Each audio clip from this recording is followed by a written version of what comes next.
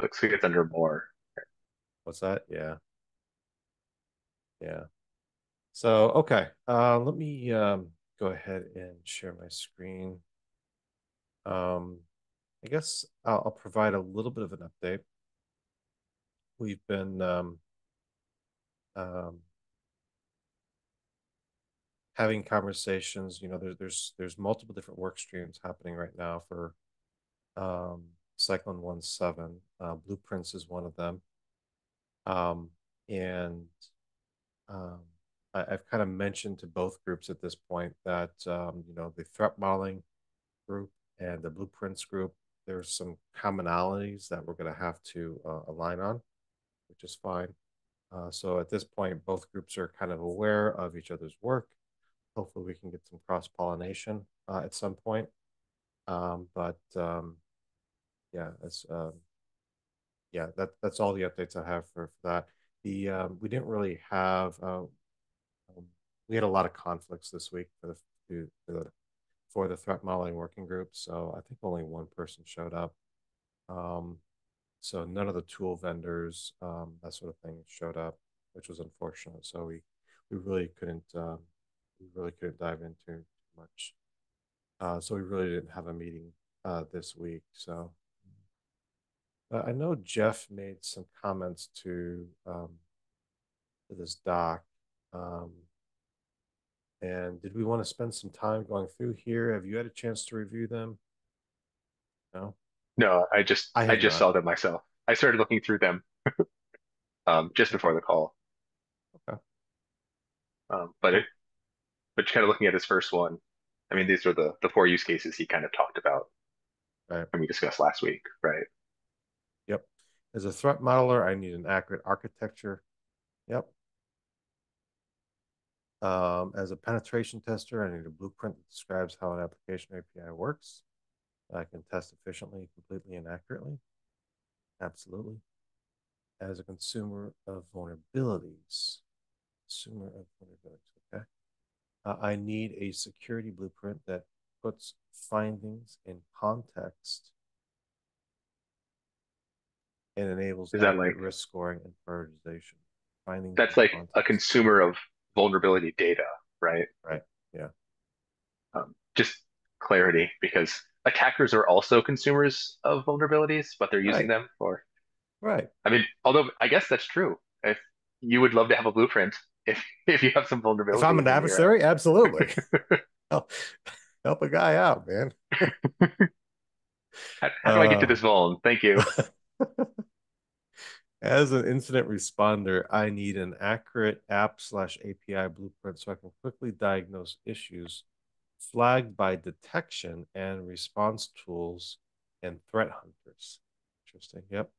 And evaluate the blast radius, severity, and potential response strategies. I thought we had something in there similar to that, but okay. I like kind of the way he phrased that. I think this was just him reiterating the stuff that he said I at see. the top. I Yeah. assume that he went through because the comments are, I think that's the first one that he kind of went down. Yeah. Let's see. Unexpected behavior. Too generic and broad. Yeah, I think we can. I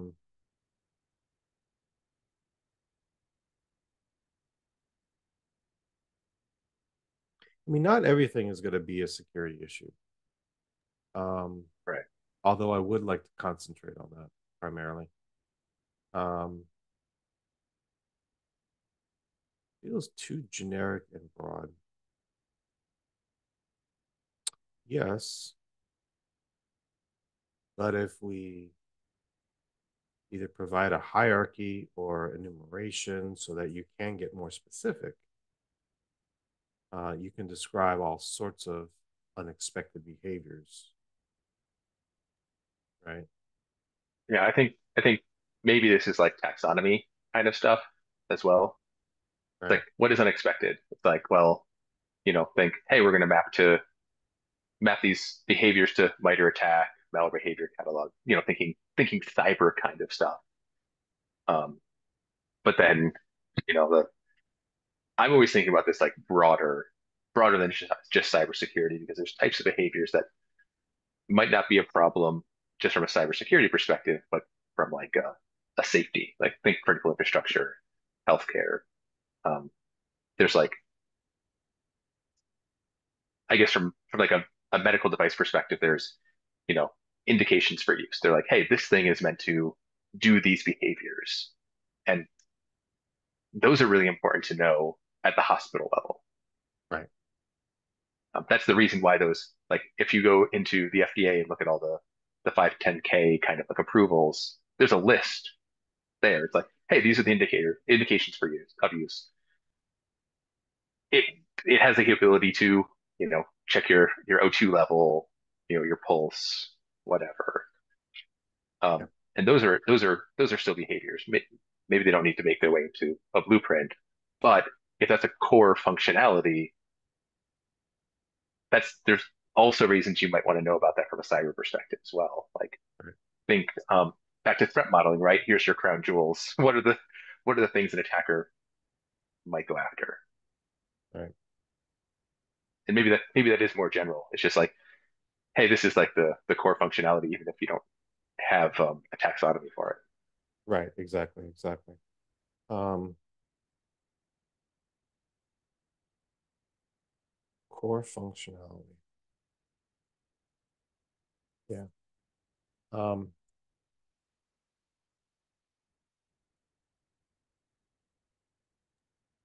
And been thinking a lot about healthcare stuff, so that's why this is top of mind right now. hmm, But there's obviously applications, across like industrial control systems, defense industry, aerospace. There's there's sets of behaviors that you're expecting, and you need to make sure those work because otherwise there's problems. right. Right. Okay. So let's go back down to the requirements then. And I'm just going to um, have maybe a notes section here. Um,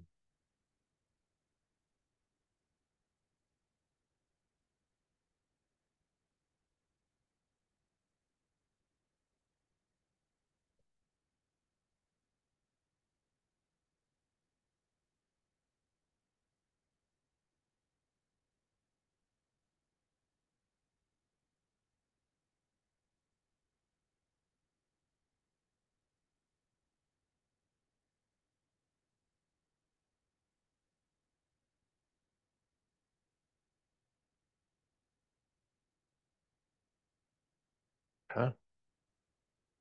So we will figure out what that looks like in an implementation perspective later. Yeah, Um, I think that this stuff kind of gets into the, we were just talking about how close a lot of the stuff we're looking for is for like threat modeling. yeah, Because if you're modeling your threat, it's like what are the things they're going after, right. right? So it'll be interesting to get feedback or see how they're kind of thinking about that. Yeah, yeah, yeah. Um, there was a desire to describe the use cases that um, would be supported. So, like if you're threat modeling, right, and you have an architecture that's nice, you got an actor, you've got processes, you've got data stores, whatever. What's the use case? What are they doing? Um, what are they supposed to do? Um, and that sort of then becomes the higher level thing. Once you have that in place, then I feel like you can start describing the behaviors.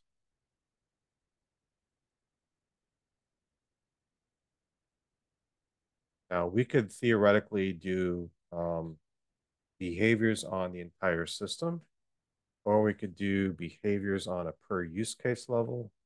We could do behaviors at a component level, a service level. Um, it really depends on the level of granularity that we want to go. Or we make the specification so flexible that granularity is up to the author.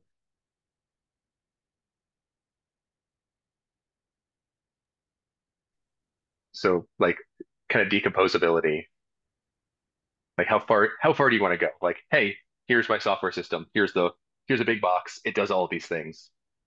Right. It's a black box. You know, here's inputs, here's outputs. It does these things internally, whether you know about it or not. And then you kind of like zoom in and you're like, oh, but here's like this is actually 100 different files in here, and this is how they interact with each other. Yeah, I mean, Which, we obviously don't want to describe the behavior of if then else statements, right? That's not well, something, right, but yeah. Um, right. You don't want to get all the way there, but you might need to know, hey, you know, in this one, like it runs in a Docker image, but here's all the components, and here's how those interact with each other, or the right. settings that need to be in place, or maybe I don't know if that's a behavior or not. Maybe that's an architecture thing, but kind of like, hey, how is this thing set up, and how does it need to be set up? Yes, your question. If we've got, Maybe. let's see,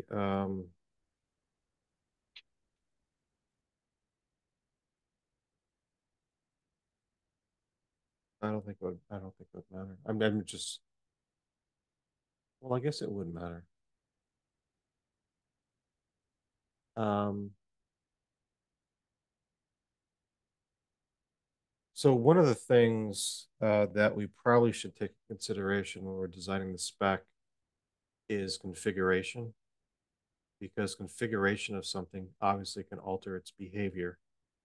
Um, and CycloneDX does support configuration. So we'll most likely have to take that in consideration. Hey, Jeff. Hi, team. I'm really sorry I'm late. Hey, Joe. I'm trying to make this like You're as tardy. Go to the principal's crazy. office. You're on timeout.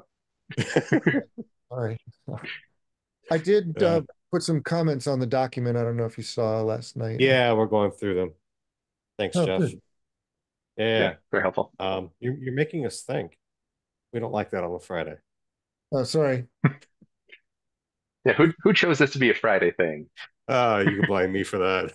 I think I did. Oh, I said I prefer Fridays, but it wasn't good this week. Yeah, Next week's yeah. better. Are you gonna be in San Francisco next week? No, No. damn it. Nope. Okay. All right. Let's see. So we were discussing unexpected a little bit. We got some notes there and some notes down below. Um, let's see. Let me make another note on that too. Um,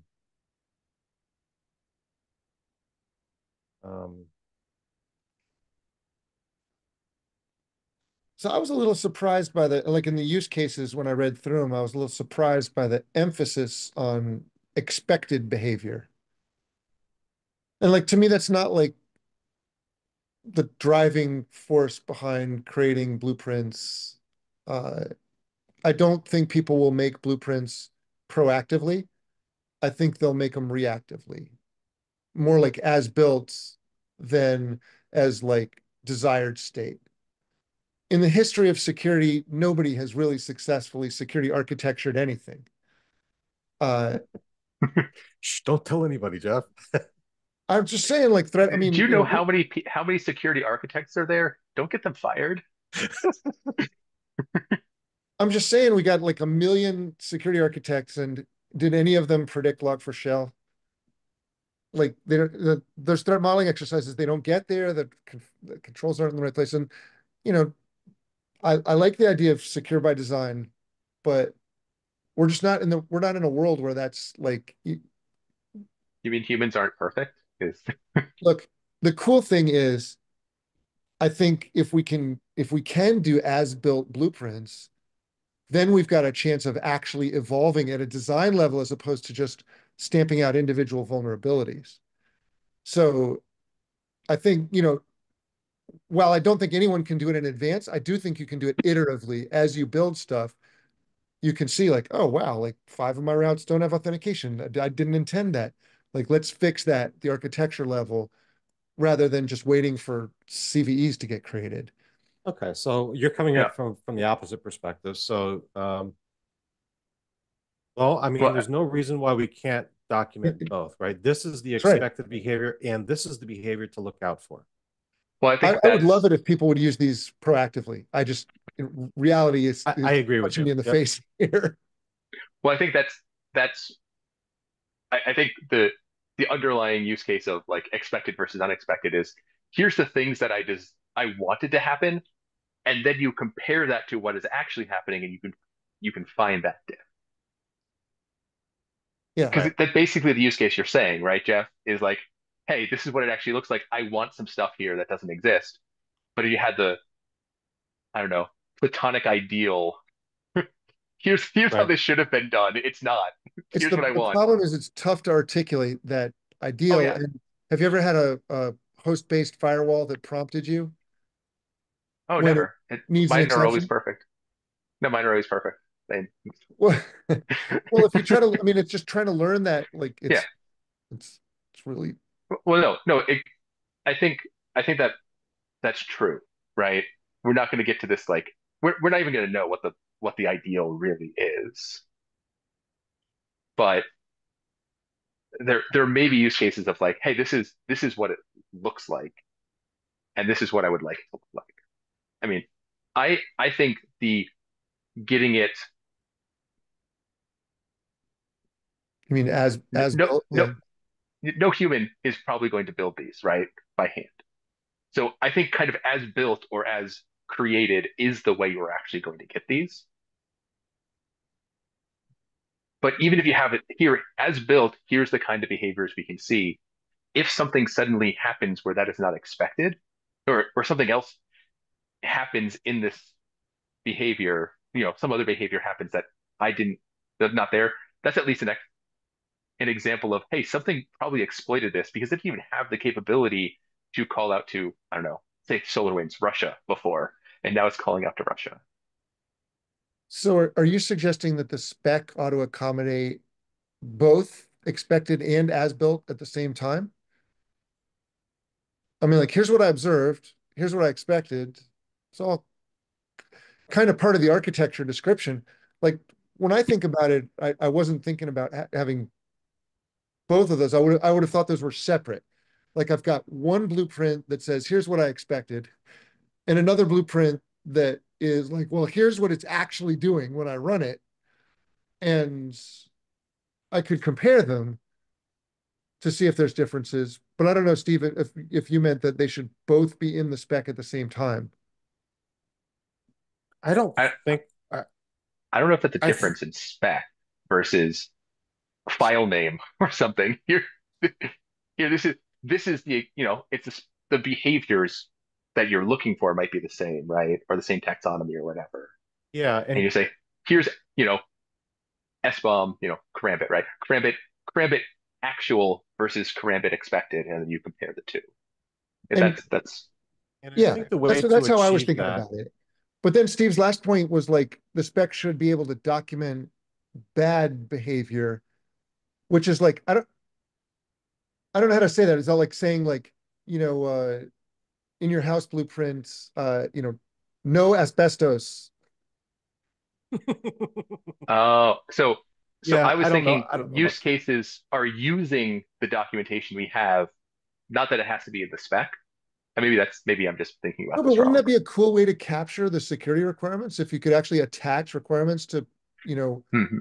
routes? You just like select all these routes and say, hey, everything except for the login page must have authentication or can't Right. have, you know, Mm. triple DES.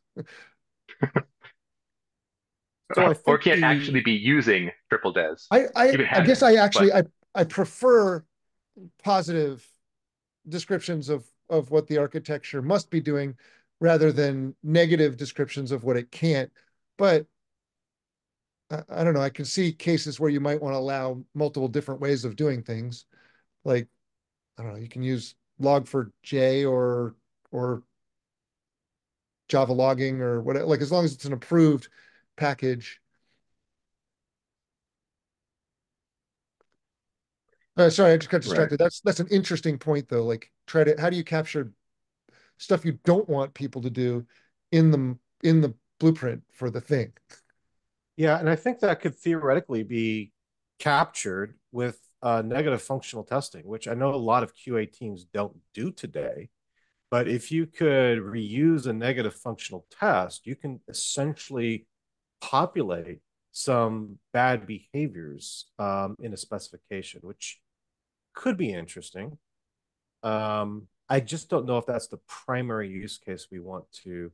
I think the first two use cases, this proactive use case and Yeah, the as built use cases, are probably the things we should focus on. And yeah, maybe the bad one is, if we get time, we can look into it. yeah, Mhm. I don't see a lot of difference, honestly. I don't see a lot of difference from a specification perspective between these two things.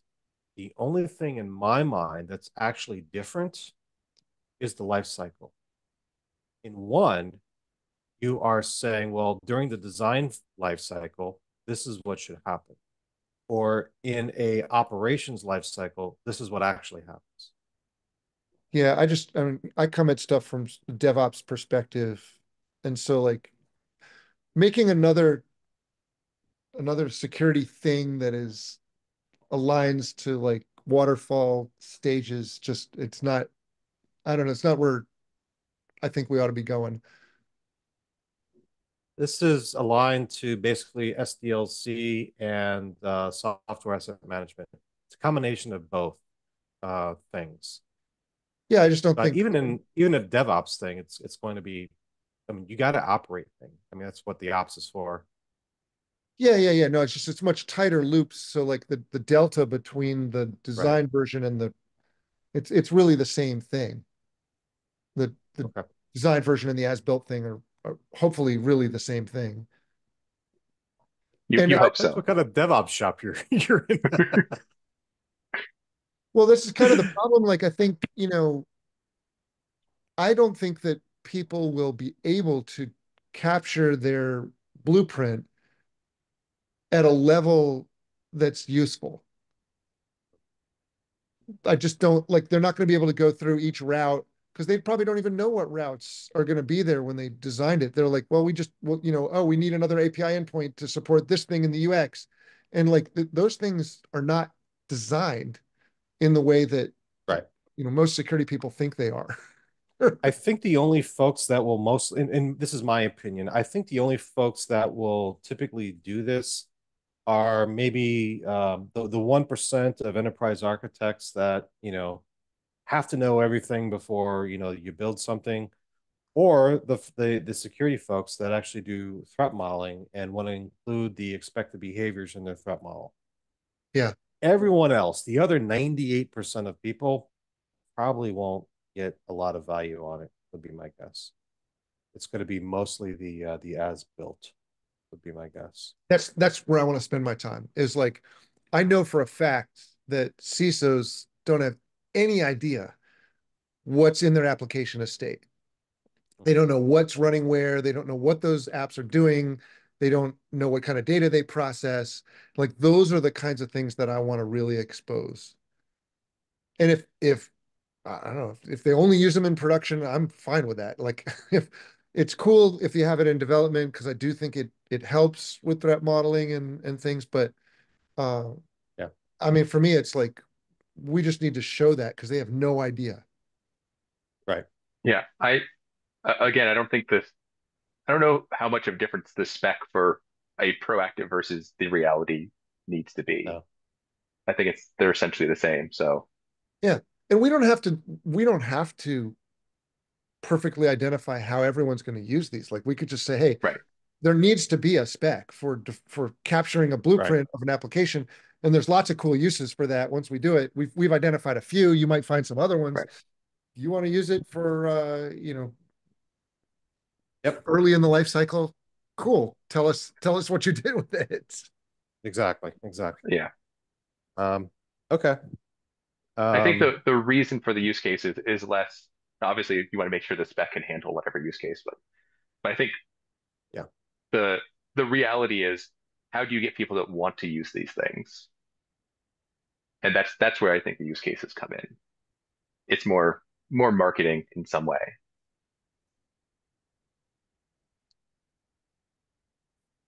I am using the CRA to every advantage I possibly can. Marketing, internal change mostly, but yes. As a consumer, let's see, in part by seems the same as, oh, okay, so you're saying this use case is similar to use case one? Then my organization is going to consume anything out of a particular organization. Right, kind of the same. Um, Possible soon. Okay, yeah, okay. This one, I think there are several consumer use cases we should outline. Make informed decisions, diagnose issues. Yes, absolutely. All right, Those like the let's consumer uses of this thing are interesting from a transparency perspective. Like yeah, if I'm a buyer or a user, having the blueprint is going to, you know, really inform me about what security defenses are in place, uh, how the thing is architected. Like I don't know. It's just like to me that's really useful information from a transparency perspective. yeah. Okay. Um, do we want to spend some time talking about informed decision? I'm assuming that's on the procurement side, or is that Somewhere here I wrote the four use cases that I really care about. One of them is informed yeah, risk yeah, decisions, but right. there's threat modeling, pen testing, informed risk decisions, and incident response. And to Yep. me, those four are like, that's why I'm doing this. Yeah, yeah, yeah. Um, and I think we're capturing most of these, probably not in the same way that you would have that you think about it, but we're capturing it from threat modeling or doing it from pen test.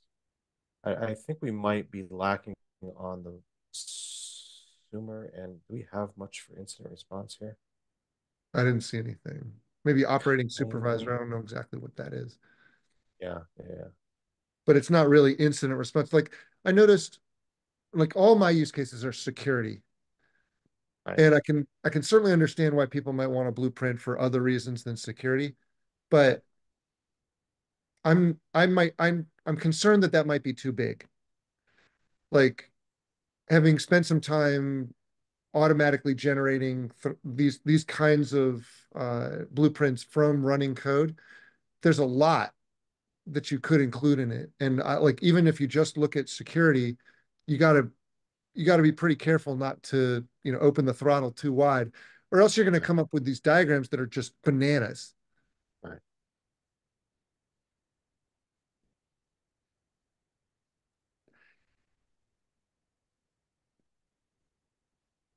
Sorry, I'm just reading through some of your other comments here. One other thing that I noticed, and that we should probably have a discussion about this, is like I think most people's concept of an architecture diagram is like boxes and arrows. Right, And what I what I tried to do to simplify those things, because if you start layering on boxes and arrows onto this and say like, well, this behavior is in this library, which runs on this server in this environment, and this other behavior is in this thing, and like it the the boxes and arrows subsumes the point of what you were trying to do in the first place. So what we did is we said we're going to get rid of all the boxes and arrows. We're just going to say along each thread, like wherever there's an entry point, you start a thread and it runs some thread of execution. And we say, here's the behaviors that happen along that thread. right, And our organizing context is around those entry points. And so we right, just say, hey, there's an entry point and there's code behind that entry point, which does stuff. And right, they happen in a specific order, which is nice because then you can see like, oh, your authentication, access control, da da da da. Here's some encryption, da da da. Here's a backend connection. Oh, and there's by the way, there's like three native processes that get started in there. right. Um, Yeah. so I don't know if we want to try to tackle the boxes and arrows piece, it's pretty hard. We, yeah, we discussed that during the threat modeling group, and there was, including from myself, there's very little interest in being able to do that. There's existing specs that do a phenomenal job doing that. What we kind of landed on is to be able to have the ability to specify a rich enough subset of data that diagrams can be automatically generated no matter what kind of diagram you're looking for. Yeah. So we're really concerned about the data, a big focus on automation. Obviously, if we are diagram first, you can't automate that, right? I can't automate X and Y coordinates on a diagram very easily. Um, However, if I'm talking about just the data, well, a consuming tool can kind of interpret that however it Right. wants. So that's kind of the, and I think that aligns with what you're saying, right? I mean, as Yeah. long as we have the pieces in place where we've got the entry and exit points defined, we've got the behaviors defined on those entry and exit points. Um, um, I Can was I asking the suggest, question, I think, what's that? I was asking the question before you joined.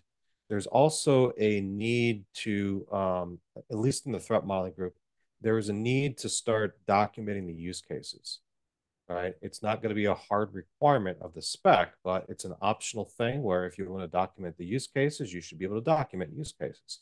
yeah.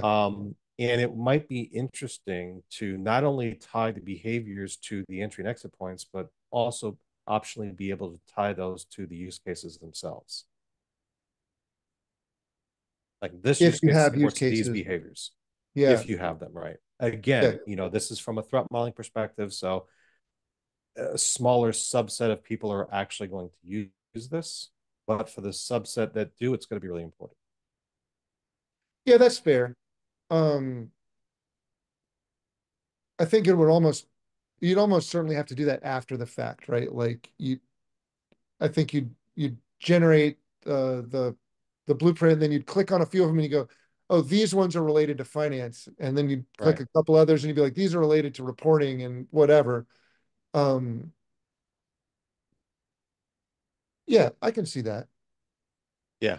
Yeah, that's kind of what we're going after. But yeah, the whole diagram thing, I mean, if we want to support a diagram, it might be just an attachment within the document. It's not good. We're not going to create a diagramming spec. That's not what we're doing. What do you guys think about so one of the things that you have to figure out if you're going to blueprint anything is like a set of behaviors that you're interested in. What do you guys think about maybe making security the first set of behaviors that we focus on and have Sure. and let other communities build, if you want to monitor other sets of behaviors, like you can like I think we could define a set of, I don't know, 30 or 40 different security relevant behaviors that we care about and give them names and say like, hey, this is encryption, this is authentication, and just standardize on that terminology. And then you can imagine like sort of packs. Like if you're like interested in some other aspect like performance, you could get a different architecture diagram by monitoring other kinds of Right. events. Right. Yeah, Yeah, we taxonomy were was something we talking. talked about. Go ahead, Steve. Yeah.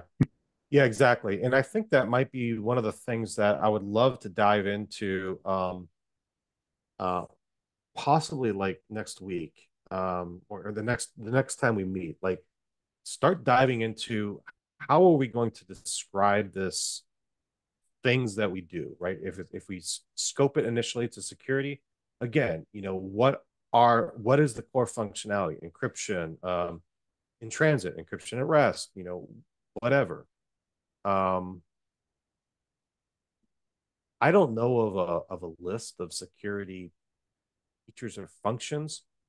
I do think that whatever method that we come up with, and I'm a big fan of enums.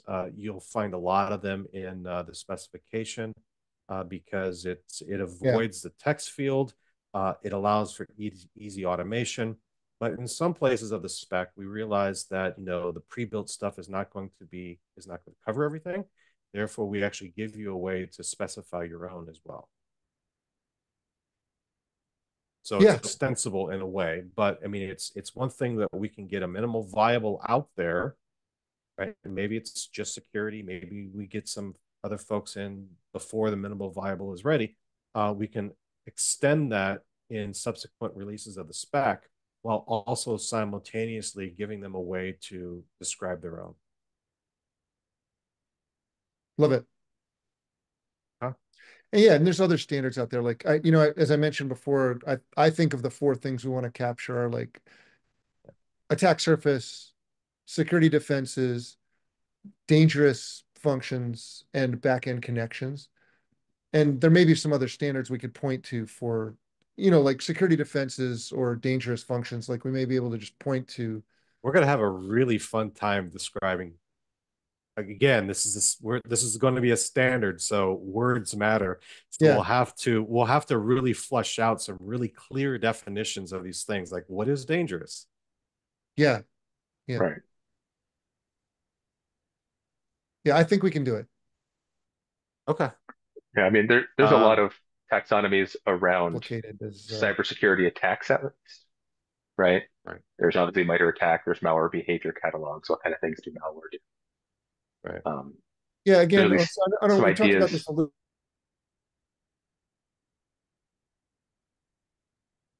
Sorry, go. Pretty freeze. I think we might have lost Jeff. I don't know.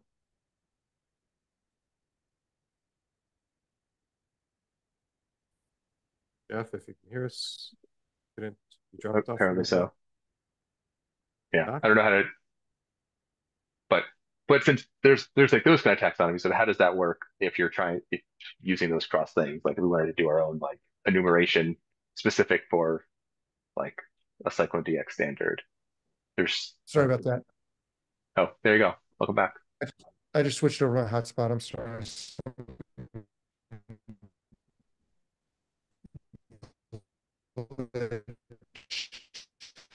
Still not working, Jeff. Still not great. No. Slow motion and robotic. Yep, we tried. I but uh, anywhere? Are we anywhere close? Oh, closer now. Like Yeah. I can hear you now. You're not Okay. Yeah. moving. Let's Oh, go there you with go. that. Okay. All right. Sorry about that. Yeah, no worries. So we were talking about dangerous, and dangerous probably isn't. I think we talked about this last time. It's probably not Yeah, the right yeah. word, but when I say it, what I mean is I know, yeah. things that if the developer used them wrong could cause harm or Right. could expose you to harm. Like it, we'll figure it out. Yeah, exactly. Yeah. Privileged, maybe? I don't know. What's that? Privileged actions or something. Yeah, it would be nice if they all required privilege, but they don't. Well, Like that's the problem, actually. right. Well, that's what I mean. Maybe things that should be privileged and aren't, or I mean, Well, yeah, you couldn't have enough privileged. I mean, a typical yeah. stack has like thousands of calls that if you use them incorrectly would be dangerous. right. I mean, I think it all goes down back to likelihood, right? What is the likelihood of the developer creating a SQL statement not using prepared statements, right? What is the likelihood of that happening? That's pretty high. Yeah, we see tons of that. Even though they're prepared statements, they didn't parameterize, right? Right. And even the SQL statement, even the SQL standard itself, you can only parameterize certain things like the That's table right. names or the where clause. You can't parameterize these things. So it's not a fully baked solution. Right. So what is the likelihood of a developer shooting themselves in the foot? We'll have to figure out what that definition is, because one of the challenges, what I don't want to see happen is we get the spec all done and then TC54 shoots it down because they don't like the definition of something. And then we Gotcha. have to figure it all out. Yeah. Do we want to start a Google Sheet to start capturing all the different security functions, behaviors, whatever? Sure. Yep.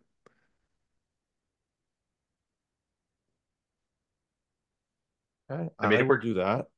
maybe that What's that? the definition is common. Maybe we're thinking about like dangerous or whatever. Like maybe just commonly misused functionality or Hmm. something like that. Right, Yeah. right, right.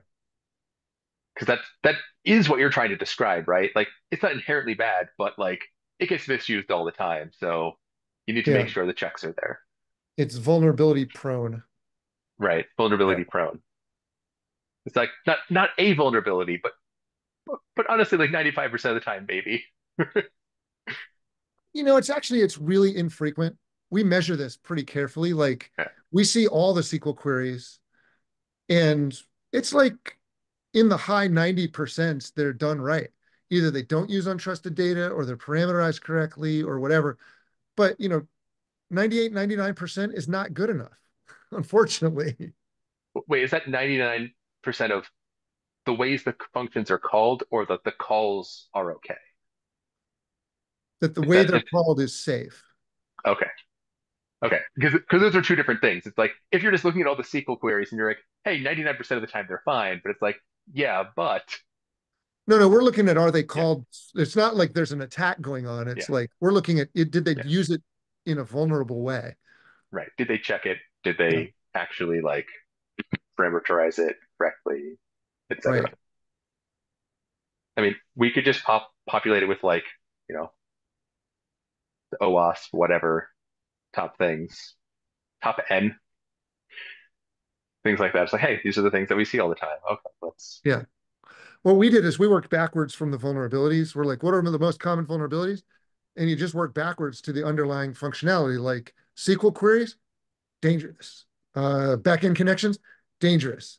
Using encryption, dangerous. It's not hard to go backwards from the vulnerabilities.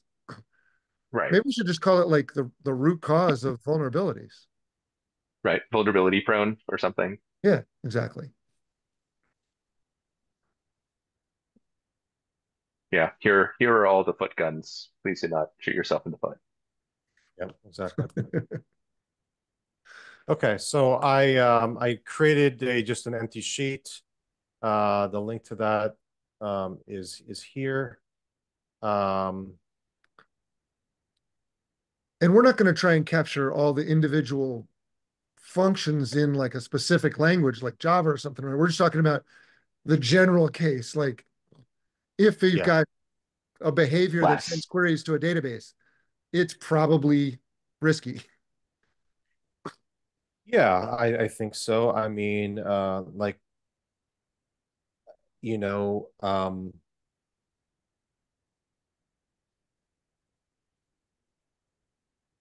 persisting data, right, would be like a type of behavior. Capturing a little bit of nuance on that, like, well, where are you persisting it to? What kind of backend storage is it? Is it an object store? Is it a relational database? Is it, something else might be useful? But I don't want to get into like, uh, is it using prepared statements? So that's too much at the code level, in my opinion. Yeah. Yeah. And the problem is every stack is different. Like they're Right. different libraries, different functions. We have to roll this up to a higher level. You can do the same thing with defenses. Um, like if you were going to defend against that developer doing a bad thing, what controls would you put in place? Right. Authentication, access control, input validation, escaping, logging, encryption, like it's all that stuff. And honestly, we might actually be able to skim something like ASVS just to get a list of a lot of the security stuff that we might, you know, instead of trying to rattle it off the top of our heads, which I'm sure a lot of us can, but I'm sure we'll forget something. Yeah. Or we could So just we might ask be able to, ChatGPT. there you go. At least I'm not the only one. Not a bad Yeah. idea. It's actually really good at stuff like that. Like, well, I need a It list is. of XYZ, but you always got to ask, like, what did I forget from this list? Oh, well, there's five more things you forget. Right, exactly. I always like to Exactly. ask for references so that I can actually double check to make sure. Yeah, it's Yeah. Where'd you not get that crazy. tip from? Yeah, You're like exactly. glue. We needed glue for our pizza. It's okay. Uh, we're right? gonna So have this is fun like in this group. vulnerability prone stuff. Some of the other stuff is like data, is it collecting data, right? Is it outbound network connections? Because you're thinking like, hey, Okay. somebody coming in and trying to do a vulnerability, but the other set of behaviors you'd want to understand is, you know, again, data collection, where is it sending it? Um, we've talked about encryption, that kind of stuff. Yeah. Yeah. Are there, I don't know, we talked about configuration maybe. How is it interacting Yeah. with the operating system? Is it is it enabling the ability to have a, I don't know, reverse shell or something? Like, is it allowing someone to run commands on your machine? That might be something you want to know. There's like Right. there's like a class of behaviors that aren't vulnerability prone, but SSH has Well, all kinds of stuff that you want to make sure authentication is there before. right. Yeah, Yeah. exactly. Okay. No, that makes a lot of sense. Okay. Andrew, why don't you, if you want to, I don't, if you just want to Slack me your Gmail stuff, I can make you an editor of that document as well. Okay, yeah, I That can way do we that. all can kind of collaborate on that.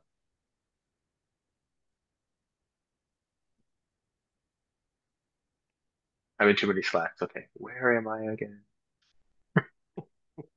Yeah, too many Slacks, right?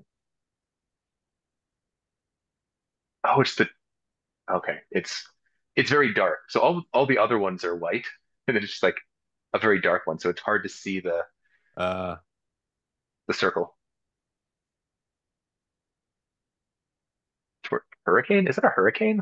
Is that what that symbol is? cyclone symbol, I guess. Cyclone. I don't even know why I'm like, of course.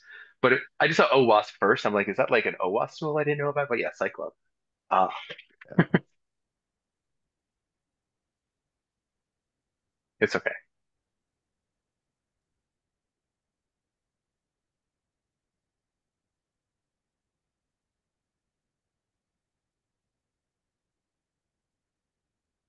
Yeah, Okay. just slapped you in. Um, we only have a couple minutes left. I'm really looking forward to the next time we meet when we start diving into the taxonomy. I think that's going to be a lot of fun. Um, I'm going to I'm going to have a little bit of downtime next week at in San Francisco. And what I think I'll do, I will create a prototype of what I think an architecture could theoretically look like if implemented in CycloneDX, capturing entry points, exit points, connections, etc. And I'll present it to you as an option, and I want you to, tear it apart if necessary. That's kind of the goal, right? That's how these things work. So I'll come up with one, maybe more ideas, and then we can also kind of do that as well. So we'll work on the taxonomy, and then if time allows, we'll do this other thing as well. So that should be a lot of fun. Is there anything else the group wants to kind of work on in the short term? Does Nope. that sound like a decent path forward? Yeah. Yeah, I think so. That always helps to get sort of a, what we call straw man uh, Yeah, together. exactly. That's how I like to work these projects. Yeah, So Yeah, appreciate you taking the lead on that. yeah, cool. yeah. All Get right, I'm something looking out so forward we to can it. say how bad it is. I mean, it'll be great. It'll be perfect. Exactly. Exactly. All right, Okay. gentlemen. I will talk to you soon. Have a great rest of your day and a great weekend. All right. Thanks, I see. everybody. Bye. Yeah. Cheers. Bye.